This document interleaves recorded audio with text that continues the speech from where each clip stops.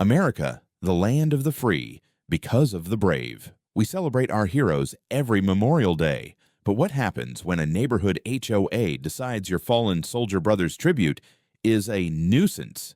Today's story isn't fiction. It's not a legend. It happened right here in Arizona. And by the time you hear what they did to Sarah Whitaker, you'll understand why millions of Americans are fed up with HOA tyranny. So grab your coffee, hit that like button, and let's dive into a story of loss, honor, betrayal, and justice. Sarah Whitaker had lived in Glendale, Arizona her whole life. The Whitaker home was a modest single-story house with white shutters and a red front door that her brother James had painted the summer before he left for Iraq. Since 2010, every Memorial Day, Sarah set up a small tribute on her front lawn. A simple folding table, James's army portrait, a miniature flag, and a few flowers. It wasn't grand, it wasn't flashy, but it was everything to her. James was more than a soldier. He was a prankster, a mechanic, a big brother. At 22, he enlisted, following in his father's footsteps. In 2009, during a routine patrol outside Mosul, Iraq, tragedy struck. James's convoy was ambushed by insurgents. He was killed instantly. The news shattered Sarah's world. Their tight-knit neighborhood rallied around her, showing love and support. Or so she thought. 3 years ago, things changed. A new HOA president moved in, Gregory Barnes, a former insurance adjuster with a love for rules and a heart made of ice. Where past boards cared about community, Gregory cared about control. He fined people for leaving trash cans out too long. He banned wind chimes. He even ordered a neighbor to remove their Christmas lights by December 27th.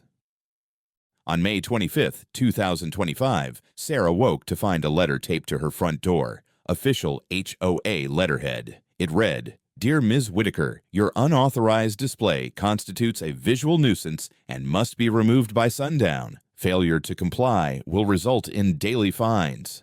A nuisance. They called James's tribute a nuisance.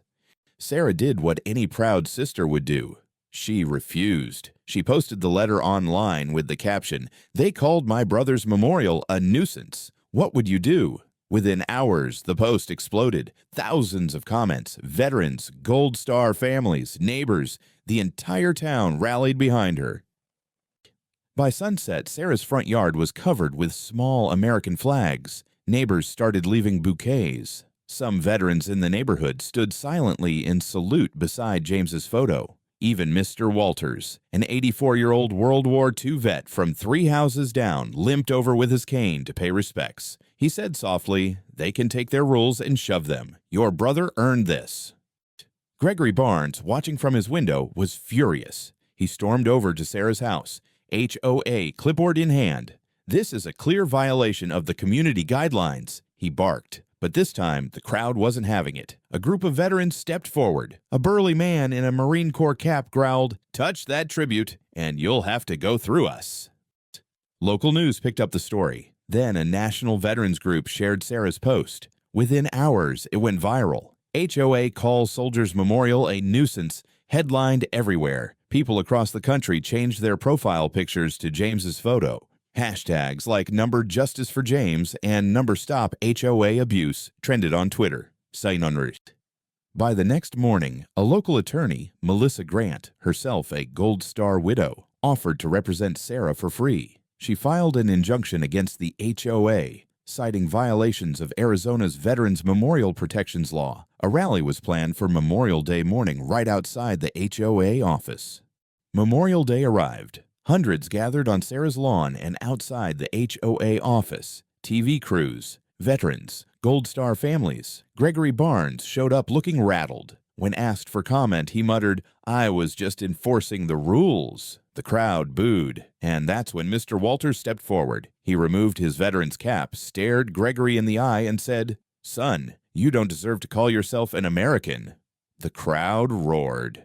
By 9 a.m. on Memorial Day, the neighborhood streets were lined with cars, families in red, white, and blue, veterans in full dress uniform, kids waving tiny flags, TV vans parked up and down the block. At Sarah's lawn, a giant banner now read, "Honor our fallen heroes." The crowd stood in silence as a bugler played taps. Tears streamed down faces. Even hardened old vets wiped their eyes. Gregory Barnes tried to slip past the crowd to reach the HOA office, but he was recognized. A veteran's widow shouted, "There he is!" The crowd parted like the Red Sea, and Gregory froze. Boos erupted. Someone shouted, "Apologize!" Gregory stammered, I was following policy." At that moment, the town mayor, Evelyn Garcia, arrived. A tough-as-nails Latina in a sharp navy suit. She walked right up to Gregory. "You're done, Barnes. The people have spoken." The crowd cheered. Gregory was visibly sweating. Within an hour, under public pressure and legal threats, the entire Whispering Pines HOA board resigned. A new board was formed, including 2 veterans, a Gold Star mom, and Sarah Whitaker herself. The first order of business? A unanimous vote to make James's memorial permanent. Lo, 2 weeks later, a permanent bronze plaque was installed in the neighborhood park. It read, "In honor of CPL, James Whitaker, and all who gave their lives for freedom." Every year since, the neighborhood holds a Memorial Day ceremony there, and no one dares call it a nuisance again. Within a month, Gregory Barnes listed his house for sale. He couldn't show his face in the neighborhood anymore. Neighbors whispered, "Good riddance." At his final HOA meeting, no one clapped. No one said goodbye. He left in silence, the memory of his disgrace permanent.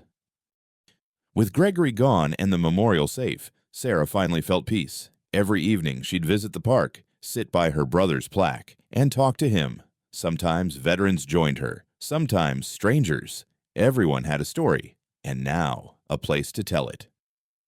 The following Memorial Day, the new HOA hosted the biggest community event in town history. Bagpipes, honor guards, stories of fallen heroes, and when they played Amazing Grace, not a single eye stayed dry. News of Whispering Pines inspired neighborhoods nationwide. Other HOAs quietly removed outdated restrictions. Veterans groups shared the story of a sister's love that changed a community. Even a congressman cited James's Law, a new bill protecting veterans' memorials in HOA neighborhoods. And if you're listening to this right now, remember, your voice matters. One person standing up can spark a fire no rulebook can put out. If you've ever had to fight for what's right in your neighborhood, drop your story in the comments. And never let a petty policy silence your love for those you've lost.